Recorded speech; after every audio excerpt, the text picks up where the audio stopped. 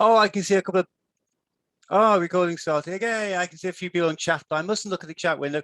Hello, everyone. Thank you for having me back to Frug'Agile.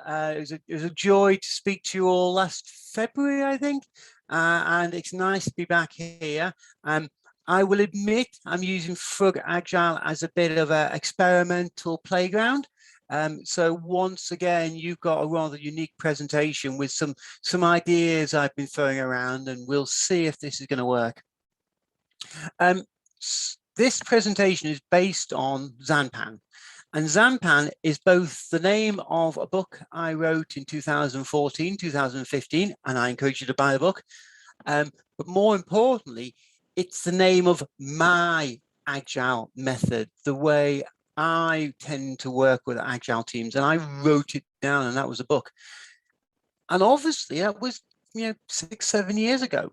And I've been wondering, what would I change? There's something I've been thinking about. So this presentation is both a going back to some of the ideas in Xanpan, and also trying to update them a bit and show you where I might change them. And I think, it fits pretty well with the Frug'Agile theme of back to basics in both of them.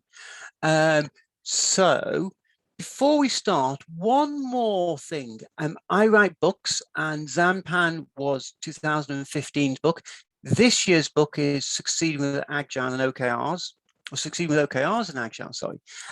And I've taken to giving away a couple of copies, so why not give it to you guys? Go over to my website, put your name and email address in there, and I will do a draw, and you will win. Two people will win a copy of the book. We may not have time to do a draw at the end of the presentation. If we miss it out, and we usually run out of time, I will do it afterwards, and I'll contact you. I will post that in the chat window so that you've got the URL, but hopefully the URL explains it. Let's go back to Xanpan. So the thing to think about Xanpan, the way to think about Xanpan is this is a choose your cola. What type of cola do you drink? Are you the kind of person who buys the world's best-selling cola, Jeff and Ken's Scrum Cola, Coca-Cola? This is what 9 out of 10 people in the world who say they're doing Agile do. So much so that Scrum and Agile have become almost synonymous. They're like Hoover and vacuum cleaner here in the UK, or Q-tips and cotton buds in the US. People can't tell the difference. But there are other colas out there, other colas available. One of the most famous is Kent Beck's special cola for programmers, Extreme Programming, or XP. This is supercharged for those doing programming. You may also have come across David Anderson's Kanban cola. In blind tests, 8 out of 10 people say they prefer Kanban to Scrum, but most people have never heard of it and are scared of trying it. So it's a niche product, is Kanban. And after several boring years in the Agile world, we've had another bunch of methods appear. Most notably is Dean Leffenwell's Safe Cola. Now, Safe is a bit polarizing. Some people love it and some people really hate it. And oh dear, somebody's at my front door, but I'm going to ignore it because you're more important to me than they are. Yeah, Dean's cola is a bit polarizing. Somebody told me recently that Safe is like communism.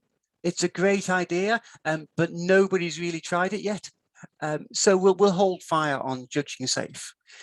And I want to offer you, add to the mix, my cola. Now, my cola, Xanpan cola, is the kind of cola you find in the supermarket with the supermarket's own brand on it. This is not some big hyped cola, and every supermarket has their own slightly different brand. And you know what? I offer my own brand cola because I want you to make your own brand cola. I don't want you to copy these other colas. I want you to be a bit like Pablo Picasso and steal. Good artists copy, great artists steal. And I want you to look at all these methods, and I want you to disassemble them and put all the pieces on the floor And I want you to think about what will work for you. I want you to take them not as a whole, but piecemeal. Choose the bits that are right for you and understand what you're doing. And that's what I'm trying to do in Xanpan. I don't think there's an original idea in Xanpan. There might be one or two, but Xanpan is a codification of how I put the pieces together and what I have found works with teams. And I know teams who take Xanpan and they do Xanpan, and some teams have great success. But the magic ingredient in Xanpan is you always have to change it. You always have to modify it for yourself. The starting point, as might be obvious from the name, is what do you get if you cross Kanban with extreme programming? Because you'll notice with Xanpan, the secret is it contains XP. And basically, we're going to take the extreme programming technical practices and combine them with the Kanban thinking around flow, process flow. Just let me be distracted for one moment in case that is okay. Don't need to look at that. Okay, so it's about combining the process flow thinking from Kanban with extreme programming technical practices. Let me say at this point, I don't, I originally held back about talking about Xanpan because the world doesn't need a methodology, another methodology. We've got plenty of methodologies. Even before we invented Agile, we got loads of methodologies, and I say recently we've got some more. So I feel a bit reluctant to give you Xanpan, but I want to go back and say, this is a roll your own methodology. Start off by finding one that works for you. Think specification by example. Don't design an abstract process. Don't think about what should work. Just do it. Get something that works. Steal ideas from XP, steal from Scrum, steal from Kanban, steal from wherever. And when you've got a working example, make that process work for you and disassemble it. Think about what are your principles, what are your practices, what are your case studies. And in presenting Xanpan to you, this is what I've done. I've looked at the way I get teams to work, and I want teams to work together. And I've thought about what are the principles underpinning my way of working? What are my practices? What do I want teams to do? And when you've done that, you're then in a position to reflect on what you're doing, to improve it, and to repeat it. And if you want, share it with other teams.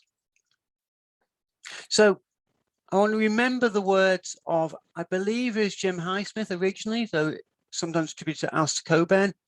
The difference between a traditional method and an agile method is that traditional methods start large and people are advised to tailor them down. Agile methods start small and you tailor them up. Right? With some of the more recent entries to the field, we may need to question whether they're actually following this dictum. And there's actually research that supports this. Long ago here in the UK, we had a government-approved method called SSADM. And it, like all the other traditional methods, started very big and gave the instruction to the project manager to tailor the method for the project.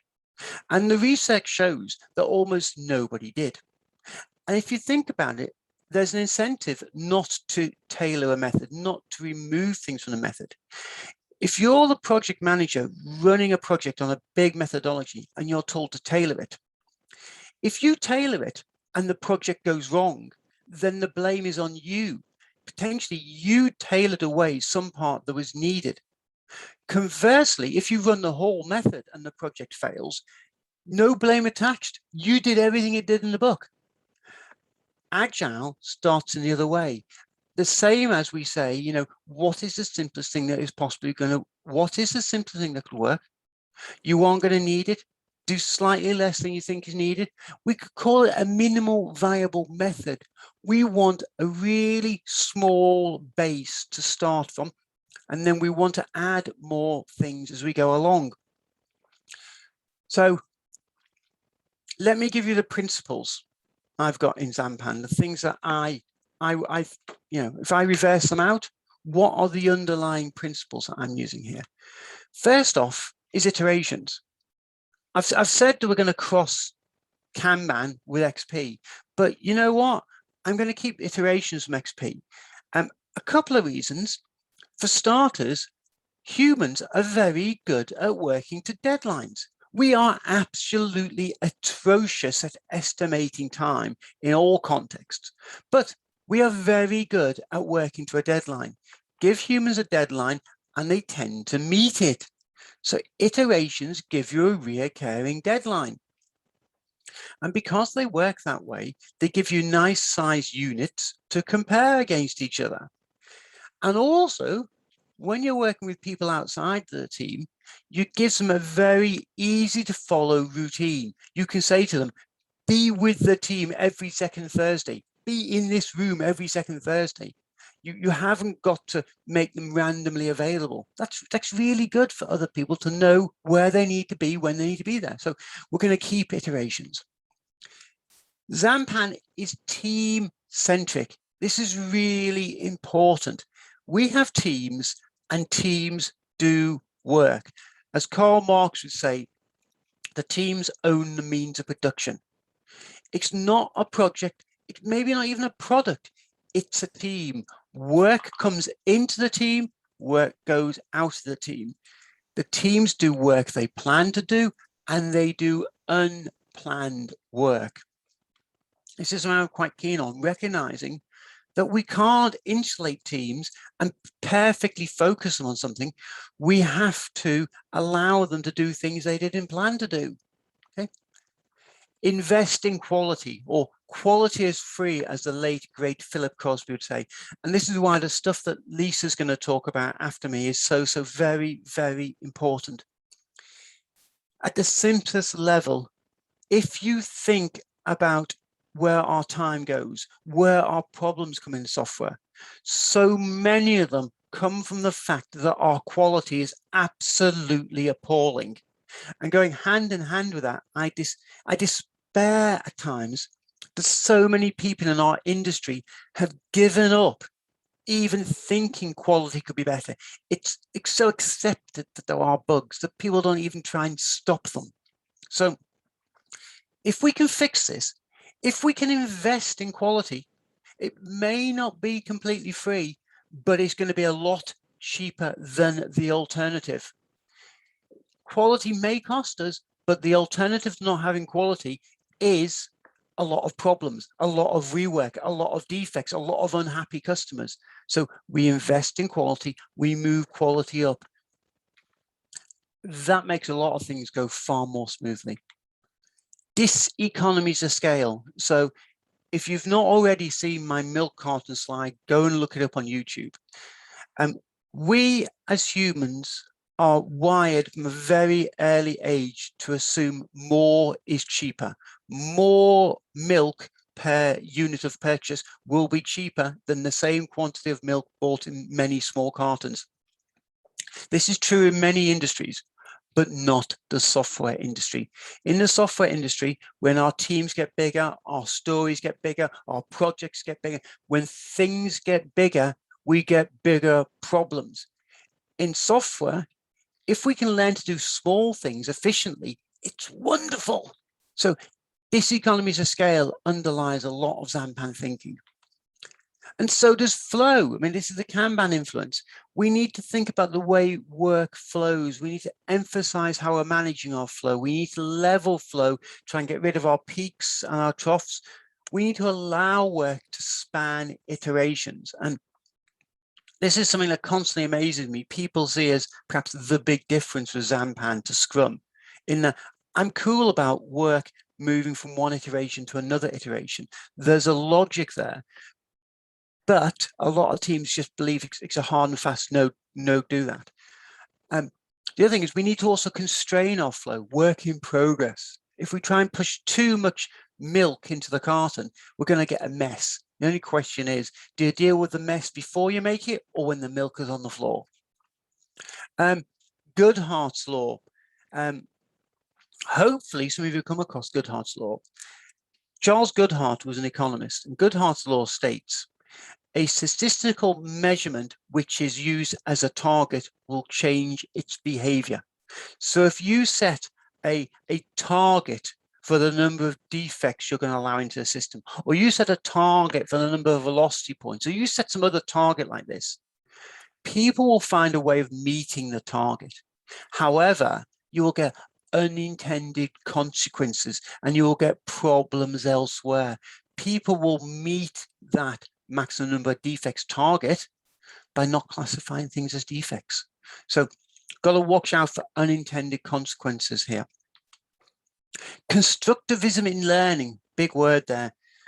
What I'm getting at here is we learn from what we do. We learn from our own processes. Our own experiences are fertile ground to learn from. Yes, we can learn from other people, but we shouldn't stop learning from other people. We should think about what we should do. We should reflect on our own work. We should accentuate what is good in the way we work. So learn from ourselves and visualize stuff. Just be able to draw a picture of what you're doing, map stuff out on boards or electronic mediums, whatever it is. Learn to see the problem, because if you can't draw it, it's very difficult to talk about a solution. They're my principles. In practices, we move forward. That comes down to, yes, the XP technical practices I've mentioned already, and yes, test-driven development and continuous integration as they were written in a book 20 years ago. We've moved on, so maybe we changed TDD to BD, maybe we changed CI to CD, etc., etc. Keep that technical excellence we've talked about in Agile all along. Teams can work on more than one stream of work at a time. This is a reflection of reality. Teams are asked to work on multiple projects or multiple products or whatever at once. And the idea that we can ring fence a team and somebody with a big stick can stop other work coming in is doubtful and not necessarily the best way to maximize value. So we'll allow teams to work on more than one stream of work at one time. They just got to manage that. Let's break our stories down into tasks. Color code work, estimate working points. Again, think smaller, think better. Benchmark against yourself your velocity. To the old XP idea of velocity, when you're thinking about how much work you can put into the next sprint, and this is where velocity is actually useful, the best place to look is how much work you did last time and use that as your benchmark. Don't look at the number of hours you're contracted to work. Don't look at what other teams are doing. Look at your own past performance. Understanding and taming flow. Some of this I've hinted at already. A big part of this is that person we call the product owner, who may be a product manager or business analyst or somebody else, but those people have to constrain the amount of work going into the system. Once we have work in the system, we can apply WIP limits. We can flow work across boundaries because it's a smoother flow, but we must have absolute prioritization. We are only going to flow stuff across boundaries if it's important. Some of these things we're going to revisit as we go on. 3 planning horizons: the sprint, the quarter, the longer term, which is a year, 5 years, whatever longer term you want to think about. And we need different ways of planning at different horizons. We can't apply the same thinking each time. Pick and mix. This is the instruction to steal from other methods. Go and steal things from any method you like, anywhere, anytime, any place. Steal it. Action over words. Let's not spend a long time agonizing about what we're going to do. Let's do something, see what happens, reflect on it, and then make our decisions, then rationalize it. But don't be like the meeting I attended at a bank a few years ago, where we had 12 very expensive architects, project managers, business analysts sit in a 2-hour meeting to debate the user stories they were going to ask an offshore company to estimate so they could then build it. And halfway through this 2-hour meeting, remember, 12 expensive people, all of whom were men, by the way, equivalent of 24 human hours, 3 days work, maybe even more. I realized that what they were estimating, I'd built previously and probably was a day's work for somebody who'd done it before. Yeah. So move to action. Don't spend your whole time agonizing and planning. Final practices. Fit the work to the time. This is why we have iterations. This is why we have deadlines. Deadlines are good. The question is not, how long will it take to build this thing? The question is, how much of this thing can I build in the time I have? Or what solution can I craft in the time I have to address the problem that has been presented? We have evolutionary change, lots of constant evolution, small bangs, big bangs are bad. As I like to say, the only thing you can do wrong in Agile is to work the same way you did 3 months ago. If you're working the same way you did 3 months ago, you're not learning, you're not changing, you're not Agile. Yes?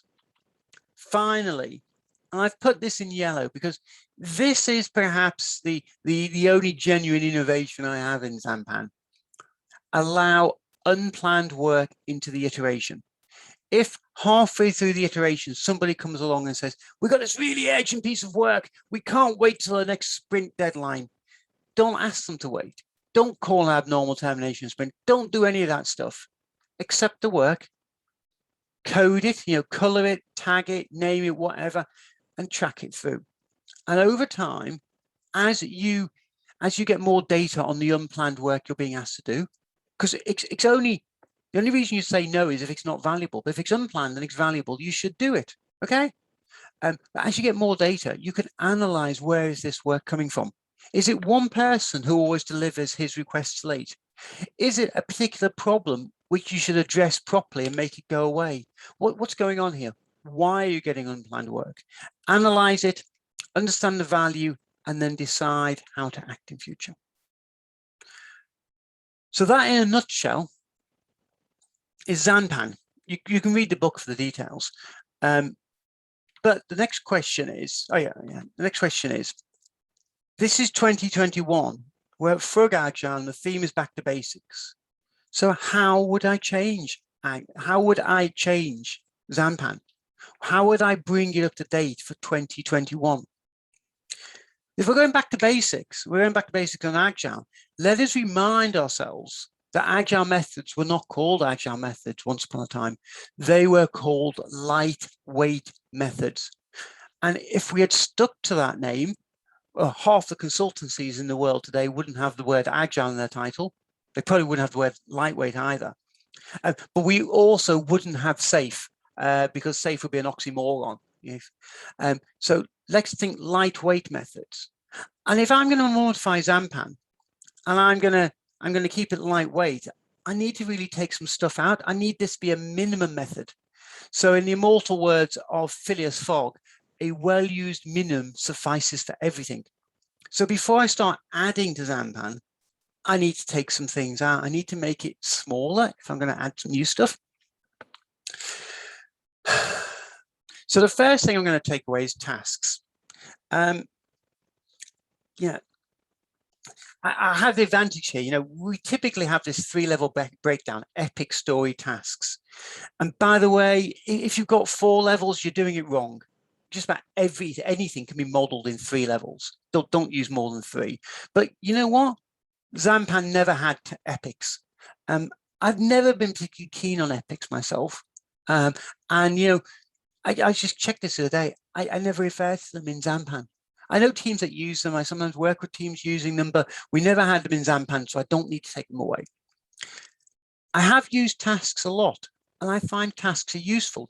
They're a great initial learning tool, helping people to break work down. They prompt great design discussions, and they also provide some early data on flow. So when a team is just getting going, you can understand more. However, they've always been a little bit clunky, and I think the pandemic has settled it. I say this because in the pandemic, we're all in electronic tracking systems, and electronic tracking systems relationship with tasks is a pain in the rear. Are they tasks? Are they subtasks? How many tasks go into a story? What does a subtask do? Oh my God, it's just mind-boggling. And then trying to visualize them on electronic boards is physical boards. I never had that problem, but So I've come around to the view that actually we have one unit of work, and that is the story. This removes another problem as well, in that you see teams where when the developers are talking about the work that they've done or are going to do, they talk about tasks, and that distracts attention from the outcome. Tasks tend to be more about the output. And really, we want to be outcome focused. We want to be delivering things which have value. We want to talk about how we're moving those things forward. And although tasks are useful, they tend to be a bit of a distraction from that. So I'm going to remove tasks. I'm going to say, let's use one unit of work. It's the story. A story is a work item we might do. It's a token for work to be done, a placeholder for conversation. They are things we hope will bring benefit. So simplification 1 in Xanpan, I'm taking away tasks. Simplification 2, yes, I'm going to take away estimation. But I have a problem here in that logically, I agree with Vasco Duarte and the no estimates community, and it all makes sense. The whole no estimates movement makes sense to me. And be honest, the vast majority of teams I've seen in the world, they can't estimate for toffee. They're useless at it. And even if they were perfect at estimating, they don't live in a world where their estimates are going to have validity. Things are going to change around them. So my problem is, I've seen estimates work. I've seen estimates provide useful data to improve the team, to feed retrospectives. I've seen how estimation and velocity can build a useful feedback loop. And I'm loath to leave it behind for all these good reasons. But at the same time, velocity, a bit like tasks, has perhaps become more of a hindrance than it is an advantage. And also, I'm a little bit fed up of new clients phoning me up and saying, "Oh, velocity is not high enough. Make our velocity go up." It's really easy to make your velocity go up.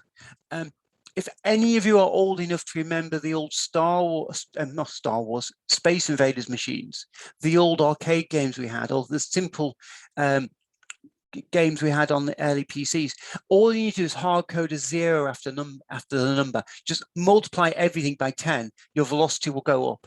Yeah, nothing else will change, but your velocity will go up. So anyway, I'm going to remove velocity. And what swung me is some observations I've made. The teams which can estimate accurately don't need to. Teams which, through their own skill, through their own refinement of the way they're working, through the environment they're in, through all these good things, who are capable of estimating accurately, don't need to. They are trusted to deliver. And estimates and numbers has become, they're really just proxies for, we don't trust you, can you give us some more information? Reminds me of kids in the back of the seat. Any of you got children, you know, when you're driving and your children in the back seat, and are we there yet? Are we there yet? Is our velocity high enough? Yeah. The teams that can do this well, the teams who actually can do it, don't need to because they're trusted. On the other hand, the vast majority of teams can't estimate accurately, and they are asked to do so. And this builds up a tension in the community. It causes bad feelings when estimates don't come out as the thing that the thing is expected. When things take longer, there's bad feelings. When estimates are too big, there's bad feelings. It's just problematic all around, and the environment in most organizations isn't suitable to estimation. There's all sorts of gaming going on here, all sorts of Goodhart's law problems.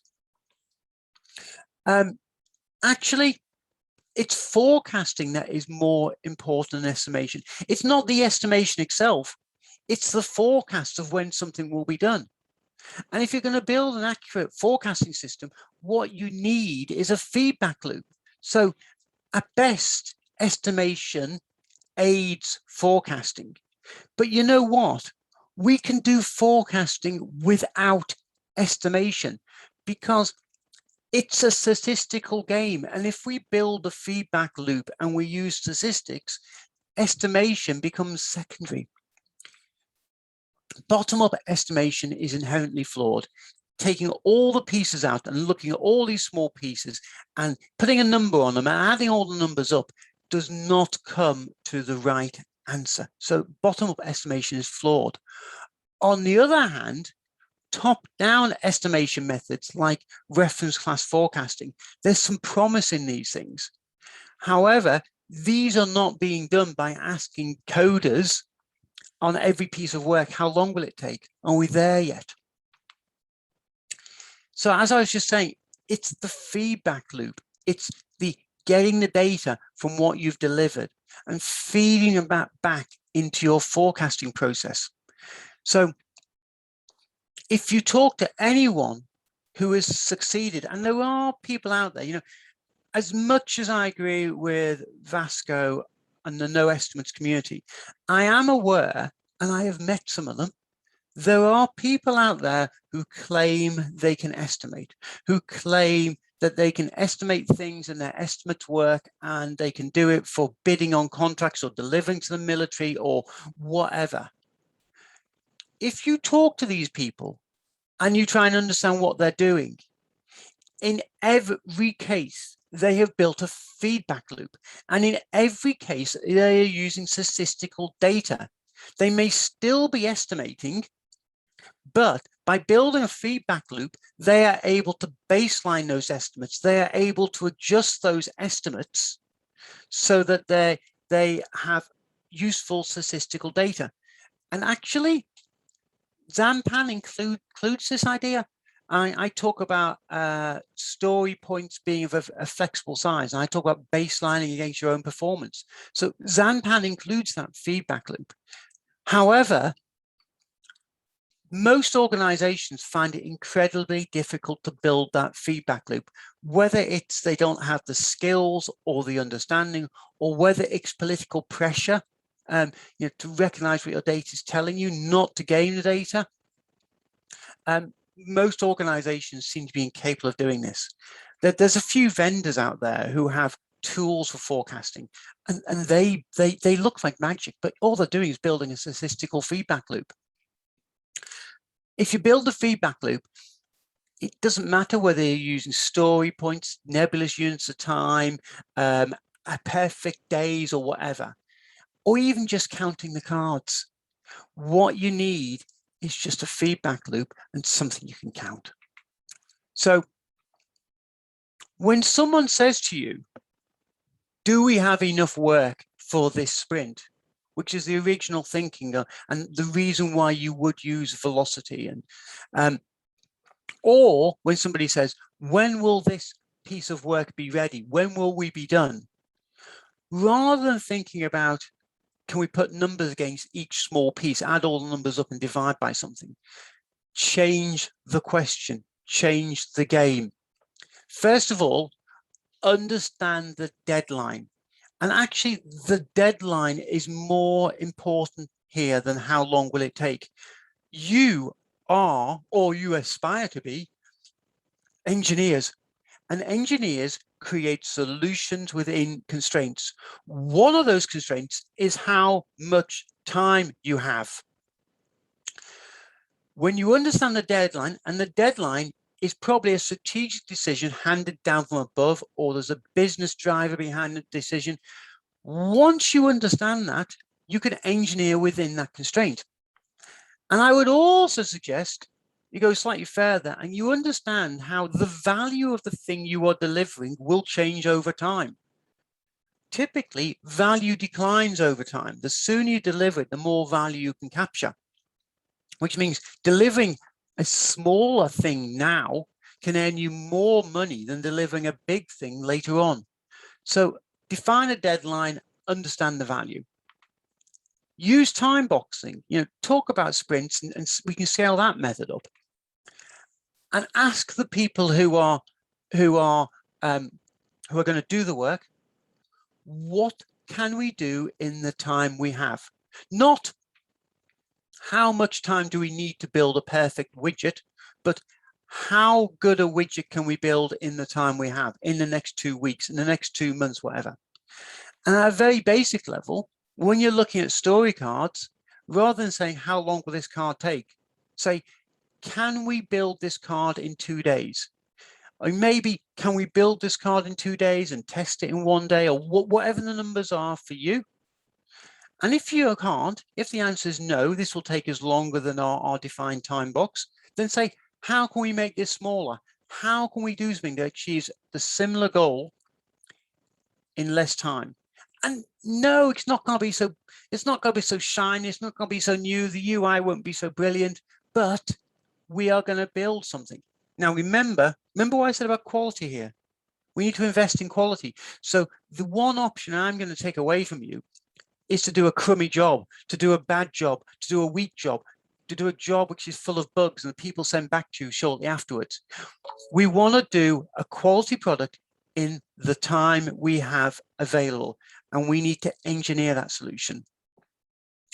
And when it comes to saying, do we have enough work for the sprint? Simple question, are we full? Can we put in a bit more? So I think we can simplify estimation. Oh yes, forgot to put this in. Yeah, time is a constraint. There's more than one way to solve any given problem. And some of you may have been lucky enough to do a workshop with me where I open by getting people in teams to pretend they're bidding on a contract. And the teams go away and they come back. And I guarantee you, the teams on the right-hand side will want $1 million, and they may want a year to build the thing that's been asked for. And the teams on the left will want $5,000 or $10,000. Sometimes they offer to build it this afternoon. Sometimes they say they'll have it in 2 weeks. There's more than one way to solve a problem. And when you understand the constraints, you can think about how you're going to solve it. Engineers engineer.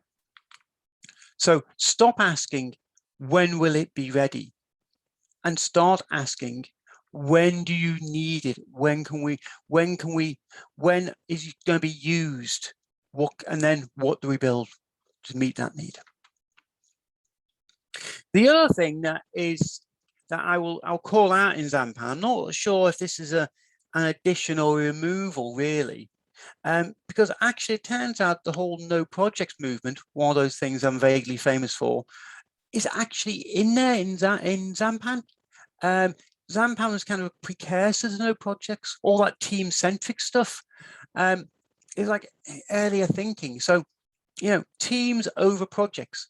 That's the Xanpan idea. It's not you're doing a project.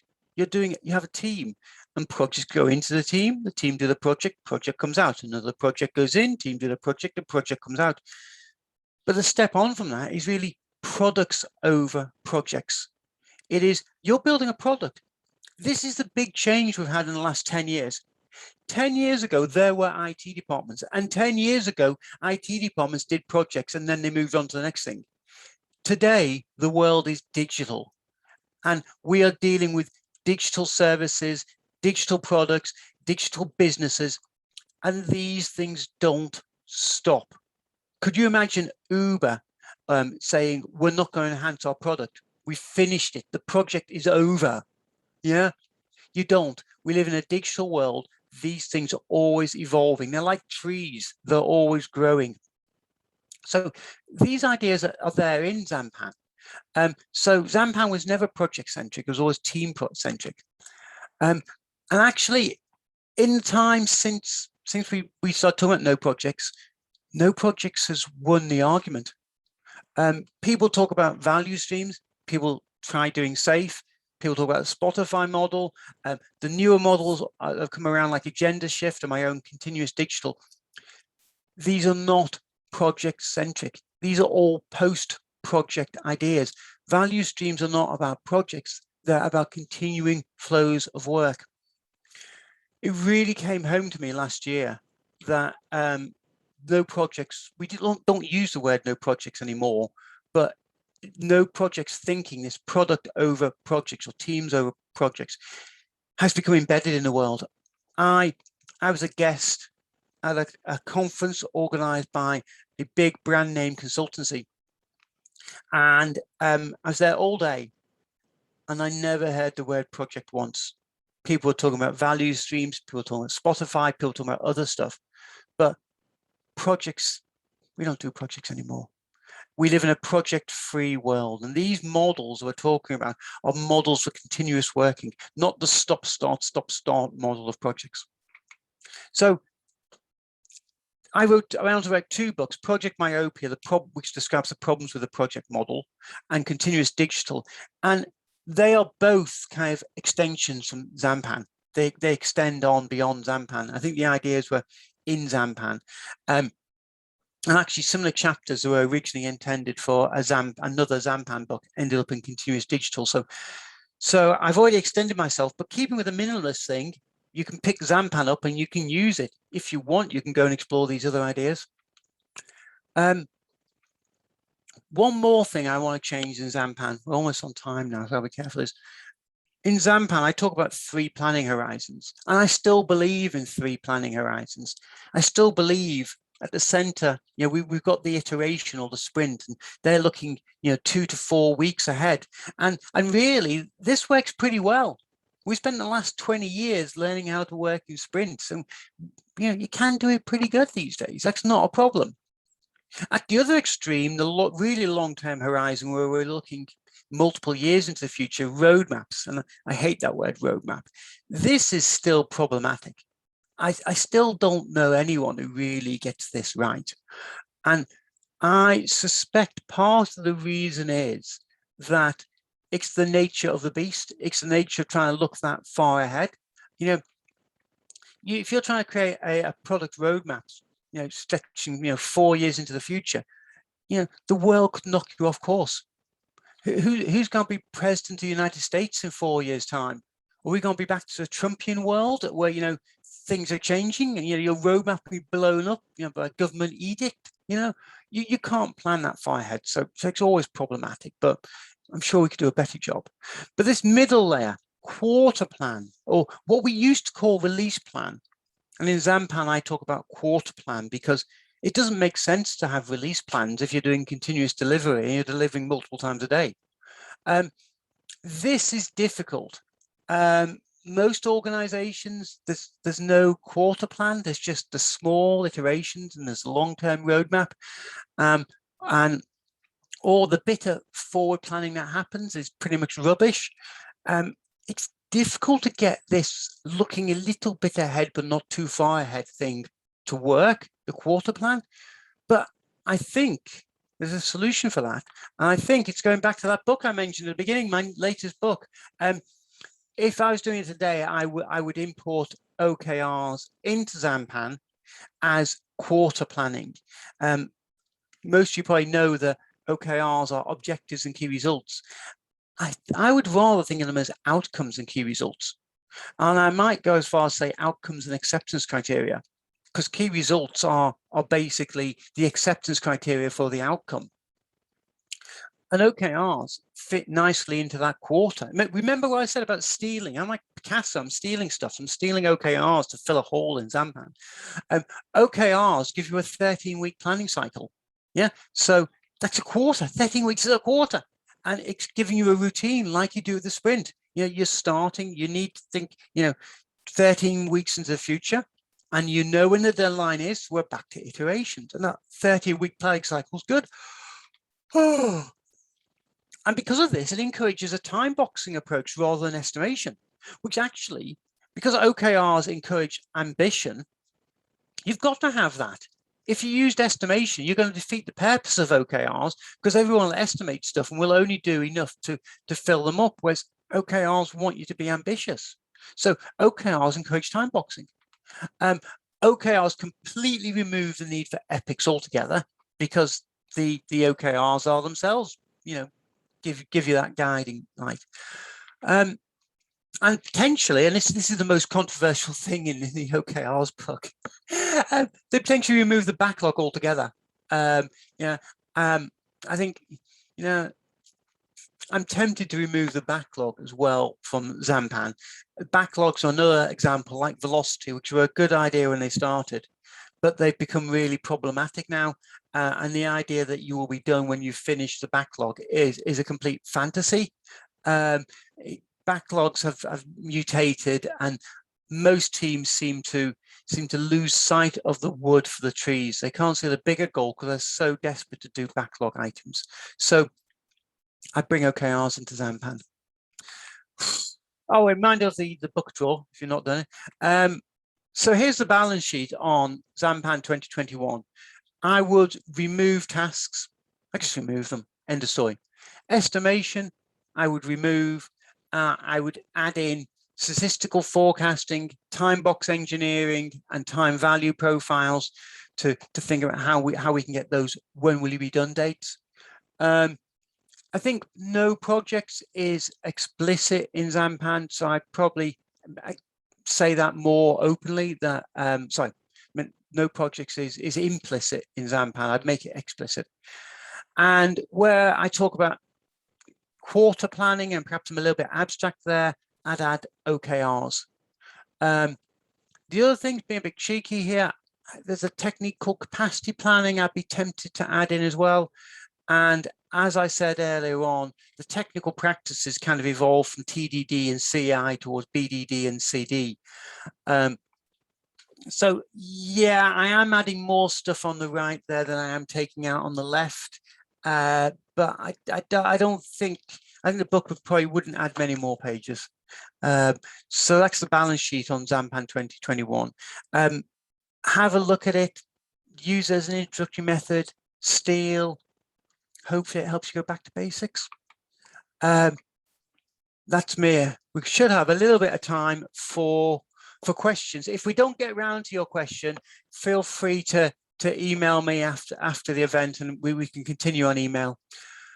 Whew. Thank you. Thank you, Allan. Great talk as always.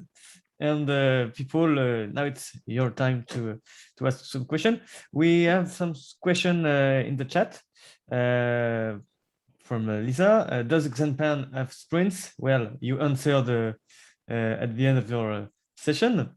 Yep. So yes, you have some iterations. Yep. And Jason wanted to know it would be useful to see an example of how this breakdown occurs. Breakdown of stories, and then the fact that you don't use Apex in Xanpan. So see an example of how this breakdown occurs.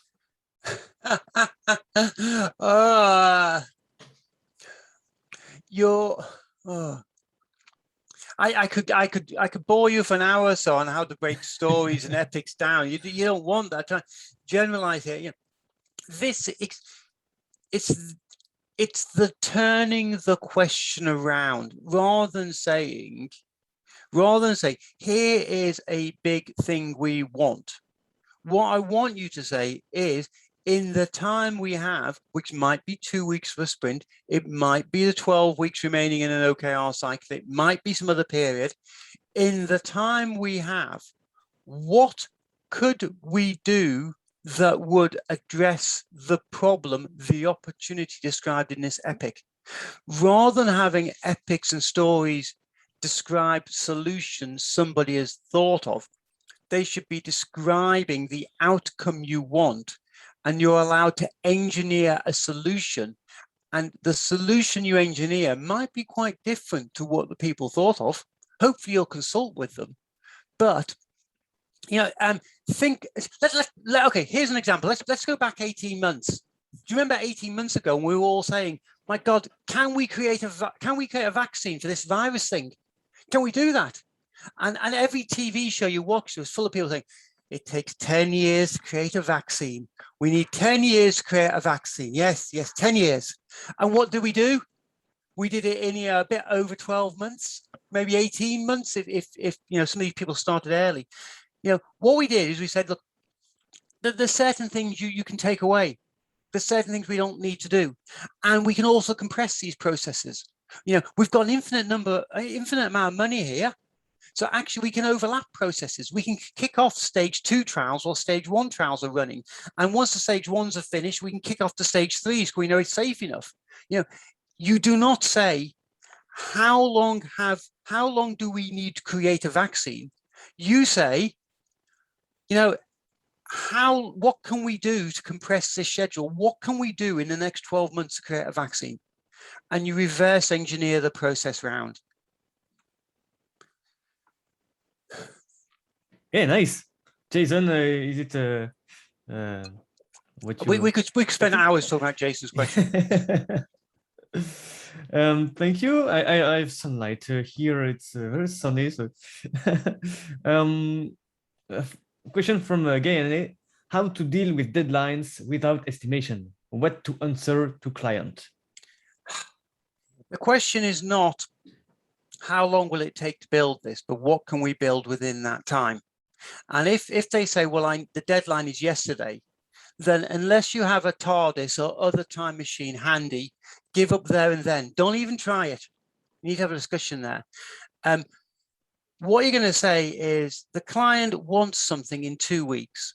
Let's sit down with the client and talk about what we're going to build. Let's talk about how we could address this problem. And let's think not just of the solution or a solution, but let's come up with multiple solutions. You know, when I say drop estimation, I don't really have a problem with you looking at something and saying, "Ooh, we think that's about 6 weeks work, or that's about 6 months work."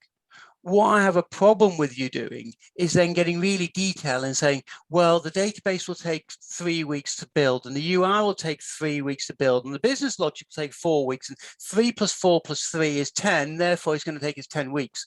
That kind of detail, you lose it. But you should be able to sit down with a client and say, like, what is it you're trying to achieve? What's the outcome you want? What value is on the table? How could we get a little bit of that value tomorrow? Not how can we capture all of that value at some time in the future, but how can we start capturing some of the value you see sooner? And you need to have a collaborative conversation with them. Now, I know the questioner, an awful lot of you are saying right now, hey, but our clients are only concerned with deadlines. Well, fine, there's plenty of people out there who are only concerned with deadlines. The people I know who have these more intelligent conversations have got more than enough work. There are plenty of clients out there who are willing to consider alternative approaches, because many people have been stung by this. So the short answer to the question is, it's not a short answer.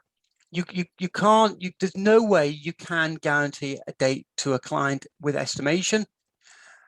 It's facing up to that problem at the off and saying, okay, let's work with the client to negotiate what we're building. Okay. Any other question in the chat or in comment? Lisa commented about the constraints. Constraints makes us more creative, right? Yes, yes. Absolutely. Constraints are, yeah, I'm lucky enough to work for me. Yeah, but only work for me when I don't have a client paying the bills. But you know what? All those things I want to do when I've got that free time, when I haven't got a client, like writing another book and things like that, they never seem to get done because I've got too much time. It's when I've got a constraint that you've got to do something, you've got to come up with a solution. That's when you get creative. Yeah, people tell me that painters and other artists are only creative, when they can look at the big picture and stare at the blue sky. The fact is, most painters accept commissions. You can go and hire a painter and he'll paint your picture. And you can probably say, he'll say, oh, I need about 3 weeks to do this because he's done it before. But once he's accepted the commission, he's got a deadline. Right. If there's no more questions, we can do the book draw. Yes, exactly. Let's do the book draw. No more question. Okay.